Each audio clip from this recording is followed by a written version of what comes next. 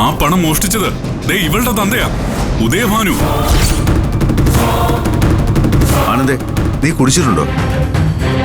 ദൈവങ്ങളുടെ അച്ഛനെ കുറിച്ചാണോടാ നീ പറഞ്ഞത്? നീ പറഞ്ഞേ പറ്റൂ. ഒരു പാവം പെണ്ണിന്റെ മുമ്പിൽ വെച്ച് നീ അവളുടെ അച്ഛനെ അപമാനിച്ച് സംസാരിച്ചു.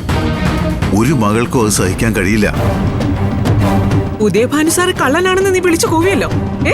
എന്ത് അടിസ്ഥാനത്തിലാ നീ അത് പറഞ്ഞത്? മോനെ, ഇത്രയും വലിയ എന്ത് സങ്കടമാണ് നീ നിന്റെ ഉള്ളിൽ കൊണ്ടു കിടക്കുന്നത്? അങ്ങനെയല്ല, എന്തോ ഉണ്ട്. ഏട്ടൻ ഞങ്ങളിൽ നിന്നൊക്കെ എന്തൊക്കെയോ മറയ്ക്കുന്നുണ്ട്. അതെ ആനന്ദേട്ടാ, ഇനി ഏട്ടനൊന്നും വിളിക്കാൻ നോക്കണ്ട.